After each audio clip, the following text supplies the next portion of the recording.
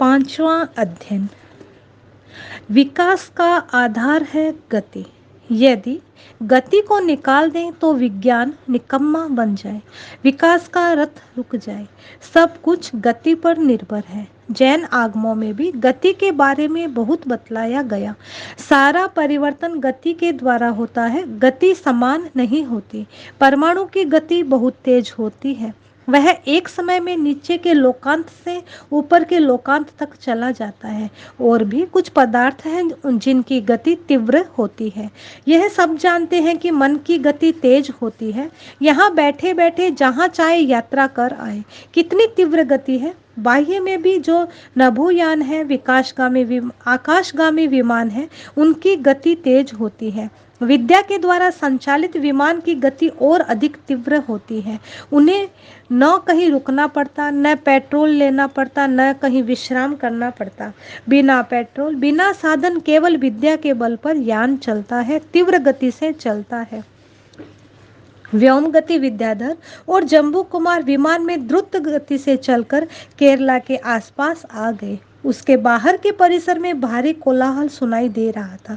जम्बू कुमार ने पूछा, विद्याधरवर, यह कोलाहल किसका है? व्योमगति बोला, कुमार, यह रत्नचूल की सेना का कोलाहल है। वह केरला के चारों ओर घेरा डाले हुए है। सामने देखो, यह वही सेना है जो मृगांक राज्य को नष्ट करने आई है।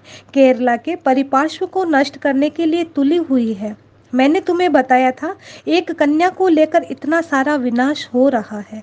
जम्बू कुमार ने धीर गंभीर स्वर में कहा, विद्याधरवर, विमान को रोको, मुझे नीचे उतरना है। राजा रत्नचूल के बल को देखना है।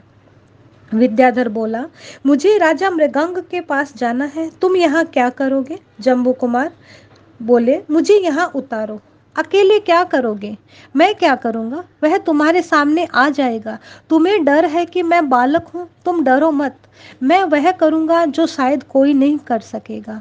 व्योमगति, कुमार, तुम इस नीति सूक्त को जानते हो? जो करते हैं बोलते नहीं हैं, वे उत्तम पुरुष होते हैं। जो करते हैं और बोलते हैं, वे मध्यम आदमी होते हैं। जो करते कुछ नहीं, केवल बोलते हैं, वे अधम होते हैं। कुमार, क्या तुम्हें नीति का यह वचन ज्ञात नहीं है?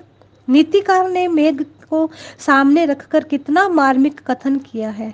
बादल आकाश में आए, गर्जन करने लगे। चातक ने एकदम मुंह ऊपर कर दिया, क्योंकि चातक नीचे का पानी नहीं पीता। बादल से जो जल की बूंद गिरती है, उसका पानी पीता है। जैसे ही मेघ ने गर्जन किया, चातक एकदम उधर्वमुख हो गया। तब कवि ने कहा, चातक, तुम भोले हो। जो भी बादल आते हैं, तुम मुंह ऊपर कर दीन वचन बोलने लग जाते हो। तुम मेरी बात सावधान होकर सुनो। सब मेघ समान नहीं होते। कुछ केवल गरजते हैं, बरसते नहीं। इतना गरजते हैं कि दूसरों के कानों को बहरा बना देते हैं। कुछ बादल ही ऐसे होते हैं जो बरसते हैं, धरती को भिगो देते हैं। इसीलिए तुम परीक्षा करो, हर किसी बादल के सामने दीन वचन मत बोलो। व्योमगति ने कहा, कुमार, मैंने 3 प्रकार के लोग बता दिए। तुम पहले ज्यादा मत बोलो। तुम क्या करोगे पता चल जाएगा। जम्बू कुमार बोला, मैं बहुत कम बोलता हूँ, पर जो बोलता हूँ वह होकर रहता है। मुझे लगता है तुम्हारे भीतर आत्मविश्वास नहीं है। तुम कैसे विद्याधर हो जिसमें आत्मविश्वास नहीं है, संकल्प की शक्ति नहीं है, दृढ़ अध्यावसाय नहीं? वह कैसे सफल होगा? मुझे ये सब प्राप्त है, इसीलिए तुम चिंता मत करो। विद्याधर जम्बू कुमार के मनोबल और आत्मविश्वास को देखकर चकित रह गया। वह जम्बू कुमार को उतरने से रोक नहीं सका। जम्बू कुमार विमान से नीचे उतर गया। उसने विद्याधर व्योमगति से कहा, तुम्हें जहाँ जाना है चले जाओ, मुझे यहीं छोड़ दो, मुझे कोई जरूरत नहीं है। विद्याधर ने सोचा, मैं एक नवयुवा को शत्रुओं के बीच में अकेले छोड़कर कैसे चला जाऊं? कुछ हो गया तो सम्राट श्रेणिक क्या कहेंगे? हमारे होनहार युवा नागरिक को तुम ले गए और यह दुर्दशा कर दी। कुमार का आग्रह है, मुझे यहाँ छोड़ दो। मेरा मन नहीं मानता कि मैं इसे अकेला छोड़ दूं। दोनों ओर समस्या है। वह संशय की स्थिति में दोलायमान अवस्था में आ गया। वह न तो जा पा रहा है, न कुछ बोल पा रहा है। जम्बू कुमार ने पुनः कहा, व्योमगति, तुम उलझ गए। तुम उलझो मत, विचार मत करो। चिंता की कोई बात नहीं। तुम देखो तो सही क्या होता है। जम्बू कुमार ने बहुत आग्रह किया। तब विद्याधर ने कहा, जैसा ठीक लगे। व्योम गति। विमान से उड़कर राजा मृगांक के पास चला गया। अकेला जम्बू कुमार वहां खड़ा है। इधर जंगल, उधर विशाल भयंकर सेना, पर एक रोम में भी कहीं विचलन नहीं। वह आगे बढ़ा, सेना की छावनी के पास पहुंचा। सैनिक चारों ओर पहरा दे रहे हैं। किसी से पूछा नहीं, बात नहीं की, सीधा सेना के बीच में घुस गया और चलने लगा।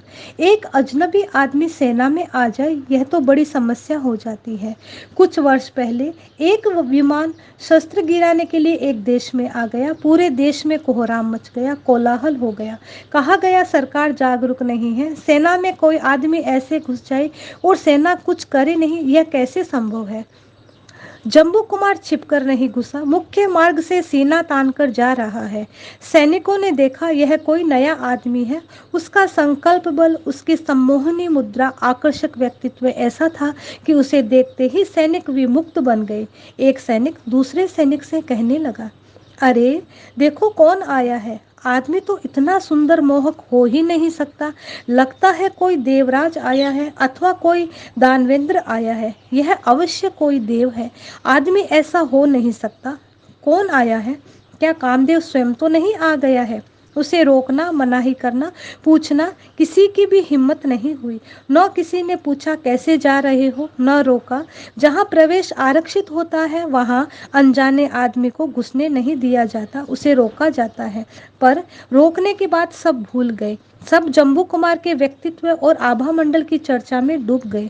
कौन है यह पूछने की चेष्टा भी नहीं की। एक सैनिक बोला, हो सकता है इंद्र स्वयं आ गए हो हमारी सेना की व्यूह रचना देखने के लिए।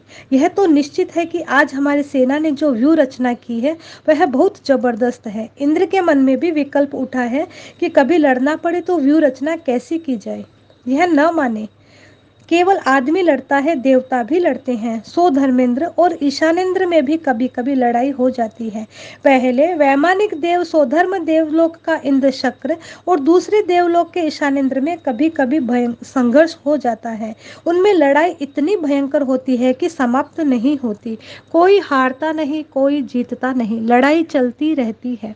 सनत कुमार इंद्र को पता चलता है, वह आता है और कहता है, शक्र और ईशान युद्ध को बंद करो।